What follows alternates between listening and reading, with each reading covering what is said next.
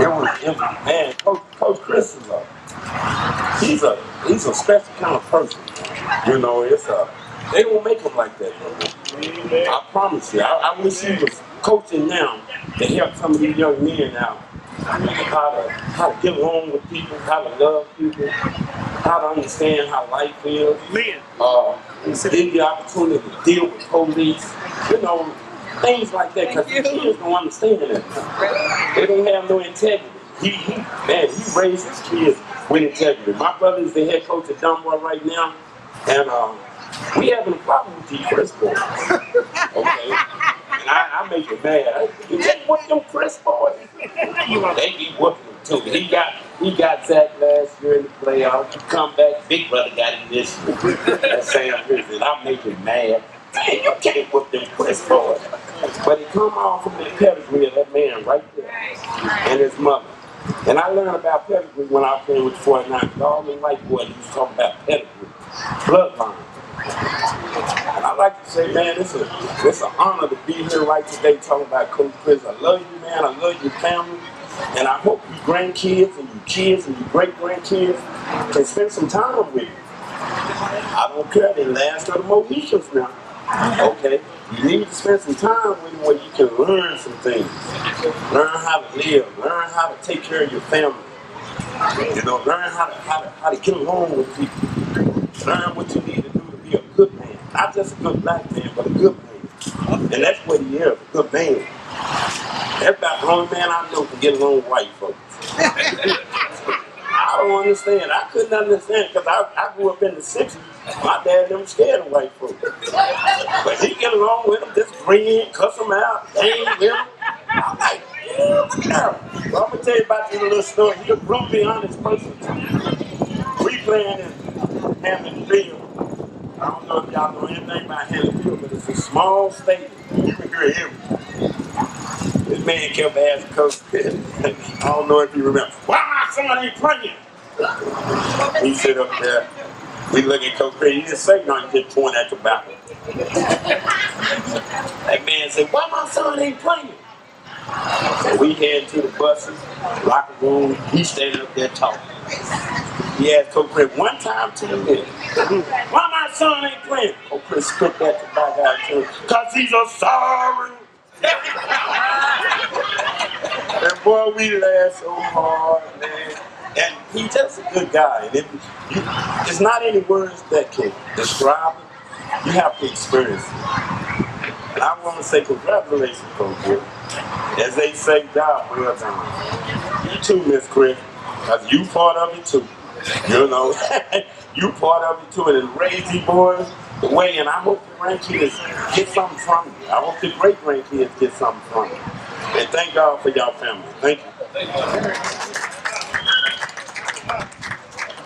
All right, that's the Wildcat side, okay? So let's go to ODY. We're gonna have both of these brothers come up here at the same time, okay? Oh, you want to go by yourself? You go first. It's up to you. The quarterback, or you want to go right here? You still look like you can play, man. So tell everybody your name and Good afternoon, everybody. My name is Marvin Morgan. I'm from I was part of the ODY class in 1992. Yes, sir.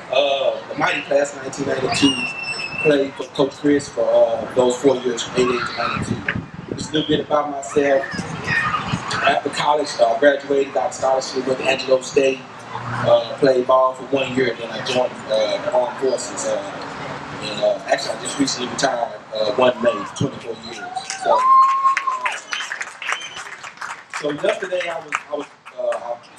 actually stayed in Killeen, so I was at my little part-time job, and I got a text message, and it said something about Coach Criss Lifetime Award, and I was like, who is this? You know, because I didn't recognize the number, and then Anthony came up and said it was him, and I like to speak on his behalf, and it was like a really no-brainer for me to make the drive down. You know, there's a lot of words to describe Coach Criss as far as what hasn't been said.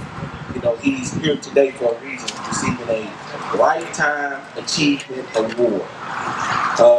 For many people like myself, my best friend right here, who was quarterback, receiver during that time, we were team captains. Coach Criss stood in the gap when he didn't have to, as far as, you know, us not having father figures in the home.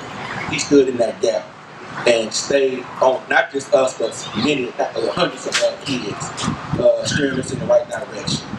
I am a living example of some of the Willie B. Criss principles in my adulthood. One word really that I wanted to talk about today that I think describes Coach Criss for me is transcendent. Transcendent. Transcendent means once in a lifetime. Don't come around too often. Generational. And that's who he has been. Meaning there ain't too many Willie B. Crisses out there that has done what he's done and or is doing what he's doing. And I'm living proof of that because, again, I wouldn't have been and done what I've done without some of those principles that he instilled in us. Not just the work ethic and everything, but just some of the home training principles as well. And one thing that I try to emulate in my household today that I kind of copied from Coach Criss is I went to his house one day. I was home on leave a couple years back, maybe 5 years ago. And I noticed in his house, he got this picture of him, the wife, and then it's kind of like a chain of command picture. All the kids and all the grandkids and their kids and everything. And it's just the Criss family. It's like a legacy type thing. Or I call it like a wall of fame. You know, and it just shows all of them. And so in my house today, we call it the Morgan Wall of Fame, where you got mom and dad and then all my kids kind of in sequential order, you know, whatever, and we just gonna keep on building on that. And it just goes to show, you know, as a man, a family man, and that's what I kind of strove to be. You know, we already know about his coaching prowess, but I want to just touch on the man prowess as a man, what he has shown us how to be, and he's worthy of emulation. You know, just by the Criss name, and I was just asking him, telling him a while ago about he's leaving a legacy. You know what I'm saying? You are only as good as your word and your name after you leave this earth. And he's always been a man of his word, and also leaving a strong legacy between his kids and grandkids and so on and so forth. So it's been an honor to play for Coach Criss and to know Coach Criss and the Criss family and everything. And you know, he lives through not just myself, but all the other former players and pretty much everybody that has come in contact with him. And so, please, if you can, let's just give another round of applause for my coach, your coach, the city's coach, Willie B. Criss. Big guys normally play football and they get out there and get in the trenches, but when us little guys play, it's kind of a different thing. And I was one of the littlest guys on the field, and Coach Criss snatched the fear out of me. I could run real fast and I could catch real good, so they put me at receiver. Then he realized, well, they run too fast and we can't got nobody throwing the ball. So then he moved me to quarterback. So I'm back behind the center and all the linemen all taller than me, and I'm back there and I can't throw because I'm not a quarterback. I say, you know what I'm supposed to do now, coach? Run the ball. I say, with all them big dudes, hell, don't let them talk it. And that's what we did for a full season. We finally found us another quarterback that could throw the ball. So some downs I would line up a receiver and drop back and go down the ball. We in the huddle, coach. They don't get hurt. Just stop running. Then he moved at quarterback. Whole defense on the other team. He running the bootleg. I look over the top. Don't let him touch it. So after that, I pretty much went into adulthood with basically no fear. I took that on my journey with me.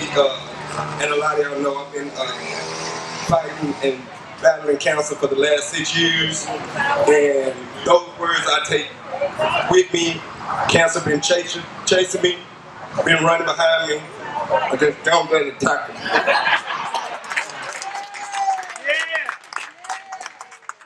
My name is Tarrant Terrell, and I want to, I'm not a public speaker, so please, if my germs run and my participles dangle, I warned you beforehand. There are so many stories I can tell you about Coach Criss. And I was in the game playing, I was kind of screwing up, and Coach Criss got in my face, and when I take it, it was raining tobacco. He was all in my face mask. Next thing you know, we went out and scored about 24 points in one half, and it was all due to fear. Coach Criss. That's all I have to say. Love you, brother. Love you. All right. All right, do we have anything else? I just want to make sure. Okay, we're going to hear from the head coach of ODY High School, who's doing a great job. And, you know, he doesn't know this, but my son Fred played for him. And he said, Charles, we're going to get Charles. Okay, that's good. I'm glad he made it. Charles, come on, man. We're waiting on you, man. Hit the hill! Oh, why there's the print, what is it, the pen over there? What is it called? Coach Zach know what I'm talking about. When you're late, you got to run up that hill. Yeah. So, what happened when y'all late, when y'all missed practice? What happened, man? You don't. That was a 2x4 close at hand. That's all I want to. Hey, come on up here, Charles, man. Tell us your connection and where you went to school at with Coach Criss. Played for Coach Criss at ODY. It's class of '96. Any ODY folk in the house? Oh, just a few. But I played for Coach Criss, and it was a awesome experience. And I can do a lot of talking about the caliber of coach he was, but one of the things that has always stood out to me was the type of man he was. And there's a story that I like to tell my children. And I hold this story very dear to my heart because this particular day I saw that Coach Criss was a whole lot more than just a football coach. During our time at ODY, there was a huge influx and a lot of the population of Crips and Blood increased. And one day we were at practice, and while we were there, Coach Criss noticed some Crips walking up to our practice field. And we're all athletes, we can hold our own, and we were ready for whatever. But we looked out in front of us, and our leader stood out in front of us. And he let them know that nothing was getting ready to go down. They tried to disrespect Coach Criss. They tried to say little sly things, and Coach Criss said, I don't care if you're 4 Trey, I don't care if you're 5 Deuce, I don't care who you are. It's not going down here today. And that was one of the things that really stood out to me about Coach Criss, because I was informed that those young men had guns on them that day, but our leader stood right there in front of us, ready for whatever. And that played huge dividends in what we thought about him as a man, what we thought about him as a coach. And Coach Criss was, again, more than a coach to us. He was like a father to us. And that day, he let us know that nobody, I don't care who you are, is going to mess with any of my children. I received a full scholarship because of this man's leadership, and I learned how to be a man under this man's leadership. And so I thank God for the experiences that I've had with Coach. He's a living legend in his own right. Every now and then you run across a legend, and we had an opportunity to run across one at ODY High School. God bless you, God keep you. Coach Criss, we love you much, and we thank God for you. Thank you, Charles. And by the way, where'd you get the scholarship? Where'd you go? GCU, all right. That's what I'm talking about. This family has put out young people to go different places. Do I have any other player here I need to make sure before I hear from Coach Zach? All right, double checking. Did I see anybody at Coach AC? All right, well, they had a big birthday deal for him last year. Zach and Anthony did, and I watched them, and they did this for their dad. They did it out of surprise. But I said, it's up to us, the community. They did it from their heart as their father. Can you imagine your father still driving at 81 years of age and in his right mind? That's something to shout about. That's something to shout about when you're married to the same woman for all these years and have your family. If we line them up, we don't have that going on no more. You know? But I can tell you this, these brothers had to share these guys with their dad. And I'm pretty sure there's some guys that quit the team in which they had to stay on board, but their pride killed them. So I'm going to hear from Coach Zach Criss, and then we'll follow by his brother, Coach Anthony Criss. And then we'll hear from Mama Criss. My biggest thing about it, everybody think of us as a football. But one thing I can definitely say, my father has always kept everything in order. And what I mean by that, he's always been God first, family second, education third, and football the last thing when I play. And in that, he instilled in us that we have to praise God at all times. Everything comes from God. And we got to take, as Mark said, we have to take care of our families. That's a very important thing. And when your family's taken care of, make sure your family's educated, regardless of where they go to school. My father and mother have always taught us education comes from the home. You send your kids to school, but education comes from the home. I learned all my study habits from the home. I learned how to take a test at home. I learned how to read at home. I learned math at home. And when I went to school, they enhanced what I had already learned at home. But that's the biggest thing I tell parents nowadays: educate your kids at home, and it makes the school job easier. But we've done this several times. You know, Dad, I love you. Mama, I love you. Thank you for being there for us, being the parents to us. And as you said, we did. We shared our father. He missed a lot of our games. And that when we got to be older, he said that was probably the only thing that he did. But I told Dad, don't worry about it, Dad, because I saw what you did in the lives, and even now, I'm seeing what he did in the lives of the men that he's helped grow up, and he might have missed our games, but he was making some other games. And now, because those games have been made, we've got a slew of young men that Dad had touched their lives and their family members. That's the biggest thing, the most important thing to me when a kid comes back. And they tell me, hey man, your dad, and I look, they got their kids with their kids' games, they're talking about their kids and their wives. And I love that about my father and my mother. They instill family. That's very important in our community. That's all I have to say. My mom and dad you all don't understand how hard this is for me and my brother to pull these things off. To get my dad and my mom to come out. And Dad really does not really care for this because he feels like he's not done anything more than what he was supposed to do. What people don't realize is that throughout the years, we can start thinking about it. Daddy has coached young men. There's over 50 preachers that he has coached. So, being what Pastor Charles just said, but he's a pastor. And then military guys like Mark, retired military. Don didn't say it, but Don is he's a master speaker. He's a spoken word speaker. Had I gotten up here, I would have told him, because he can do it from the top of his head, I would say, Don, I need some spoken word. He would have done it. But this is the kind of influence that you have that been able to come from my father. Me and my brother, when we were in high school, we used to be upset because people would run around and call my daddy, Daddy. And me and Zach would say, that's not your daddy, that's my daddy. And then I didn't understand that because as time went on, then the name Daddy Criss became so relevant. And the reason we got to that, I was at the school, Zach was at the school, so in order to signify between the Coach Chris's, you had to go, I was Coach AC, Zach was Coach Zach, and then Daddy was, because people say, you want to talk to the daddy? They said, oh, so that's Daddy Criss.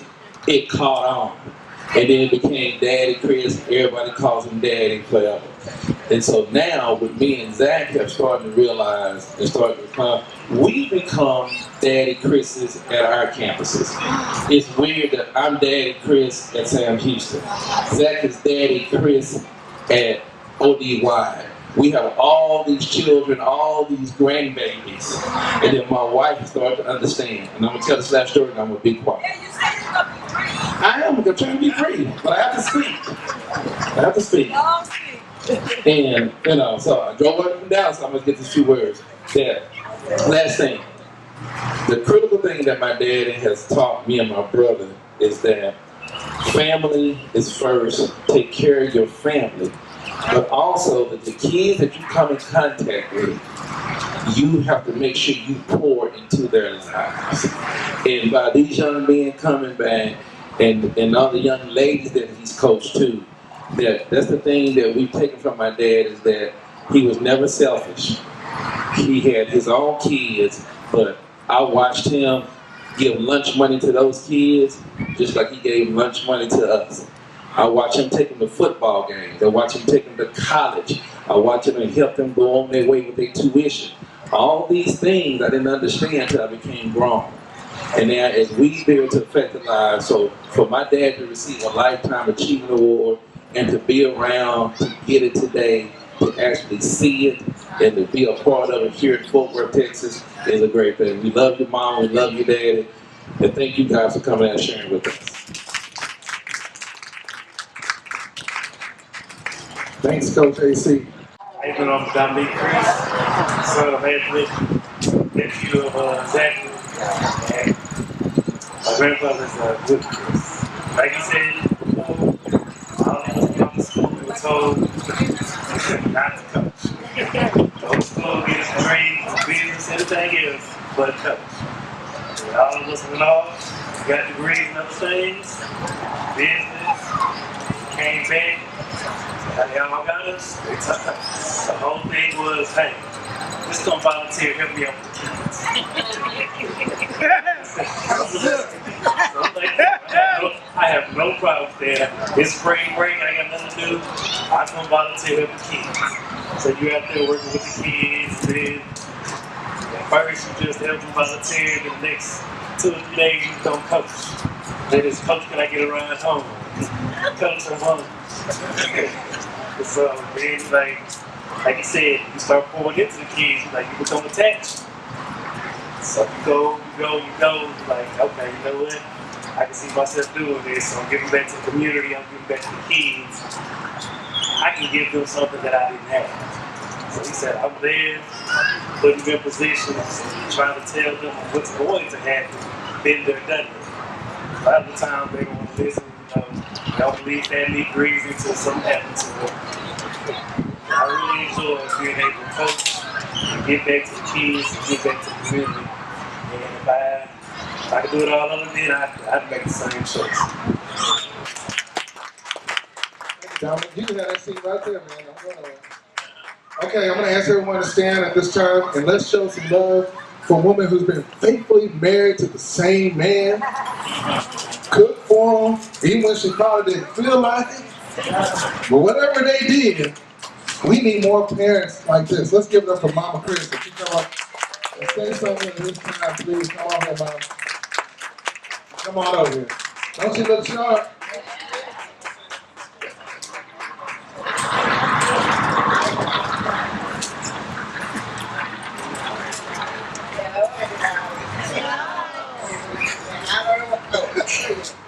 I don't know why they call it that, but that's what I'm going to say.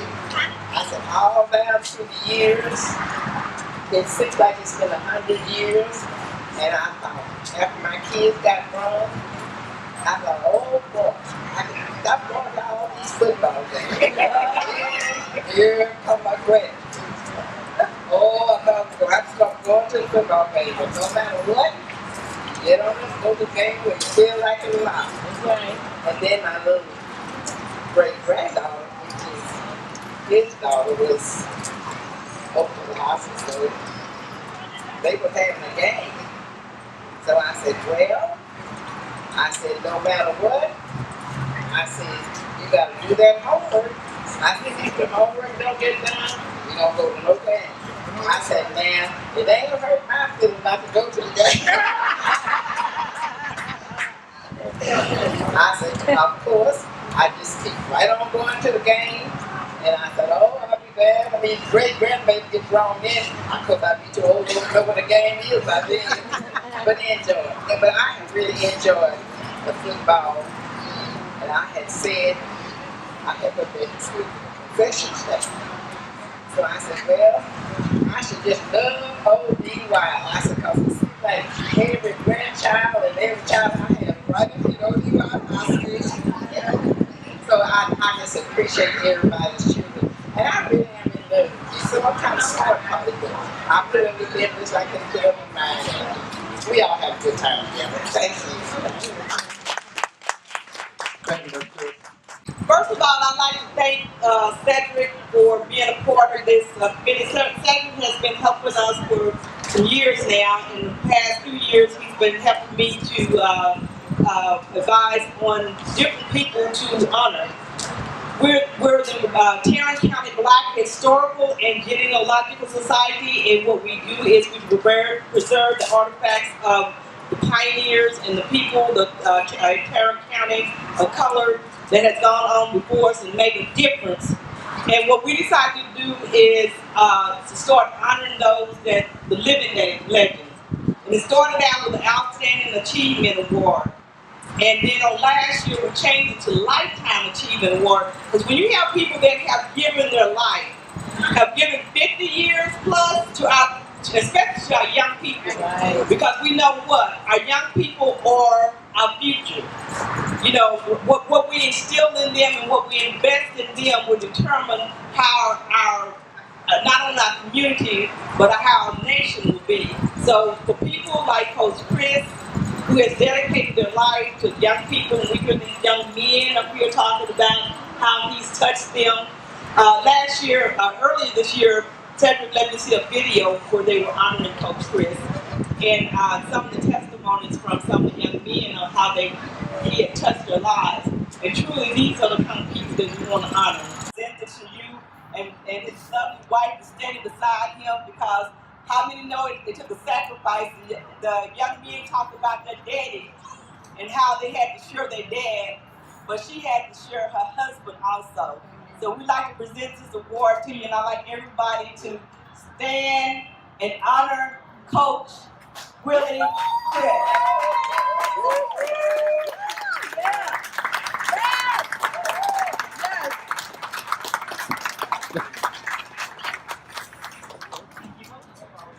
It's been a true blessing to have served these years, and especially my life. It's been about 54 years. All right. And I see my only granddaughter, Lamia Criss, she's back there, and her mother, Pastor John, please stand. Get up, Lamia, you give me talking. Appreciate y'all coming, but I really appreciate this, Dr. Baby. Appreciate the Harambee Festival people. For honoring me, like I say all the time, I thought what I was doing, I was supposed to do. I fed kids, I thought I was supposed to feed them. I could not stand to see a child hungry, because I've never been hungry in my life until I went to Texas Southern University. I was down in Pittsburgh, Texas, Major Armstrong didn't let you go hungry. She cooked 3 times a day, every day except on Saturday. She cooked Sunday dinner on Saturday. Only thing she cooked on Sunday was breakfast. Rest of the day you was in church all day long. So I really appreciate having a chance to get into the coach of my college coach, Alexander Burley. Real instrumental in me getting into coaching. And I came up to a small town in Dunbar, Texas. My first bring home check, Dr. David, was $280. $280. Me and my wife, we were staying with the company, we were about $50 a month on the board for both of them. So my wife was a registered nurse, so there wasn't no hospital down there. So Miss Criss is taking there, we're not going to charge y'all nothing. But came from Dunbar up to Como. They come on. When I first came to Fort Worth in 1964, they had 4 black schools here. Como, Kirkpatrick, Ironton, and Dunbar. And it used to be Ironton and Dunbar played Thanksgiving Day. You could not get in Tarrant Field. Wow. Be 18, 19,000 people. We played Kirkpatrick. Tarrant Field was packed. Then they closed those 2 schools in 1971 for integration purposes, and I ended up going to Dunbar High School with Lester Bean. Stayed there 13 years, and then 2 weeks before football started in 1984, Walter Day, the principal of ODY, called me and said, I want you to have this job. 2 weeks before football practice. And so we was all in practice with Dunbar. Then we story goes that I stayed there at ODY all those years till I retired. And so I really enjoyed it. I've enjoyed footwork. I've enjoyed all of it. For some reason, people do not believe this. I've never had problems with a parent if I discipline that child. I coached 48 years and I wouldn't stand up in a lie. I've never had a person to say anything to me about disciplining a child. I was telling done. My thing was don't fight. If it's not the last play of the game, get him back the next day. Don't fight. Because I'm not going to wait till I get back to the field house to get you. I'm going to get you right on the sideline. This boy called timeout. Yes, we don't call timeout on defense. Daddy, right out there fighting. I said, what? Give me a shirt. I doubled him up. I threw a pat to Dr. Baylor that Joe Bush would have been proud of. So after the game, kids came and said, Daddy, run the daddy out there when he see me. I said, well, let me get rid for him. So I went out there, Mr. Rice and Coach Willie, come out with the jaws out there. He said, I come out and tell you thank you. You done hit right for one time. Him and Clifton Boyd there back there down the mall there every day, and that's all they talking about your rule about not fighting. I said, fight. But you hit it one time. I'm mad at you because you just hit it one time. I enjoyed coaching all these young men. Never had any problem with children. All these guys, money, Brown, Southern Cal, Charles went to TCU, Marvin went to Marvin, Kansas State, decided to get around. I had a lot of teams in the college, all the way Pittsburgh, Michigan, everywhere. But God was good, and He's still good. I get up every Sunday morning, go to 9 o'clock press service. Every Sunday morning, I don't miss it. Last Sunday I didn't go because me and that Alex did really bad. I want to say thank you, Dr. Baylor, and thank you to the festival people. I really appreciate what you've done for me, and I hope I've touched some of the children's lives, and I did the best I could with what I had. Thank you. Everybody, one more time, let's show some love for Coach Criss. And Coach, I want to let you know right over here by Baker's Chapel.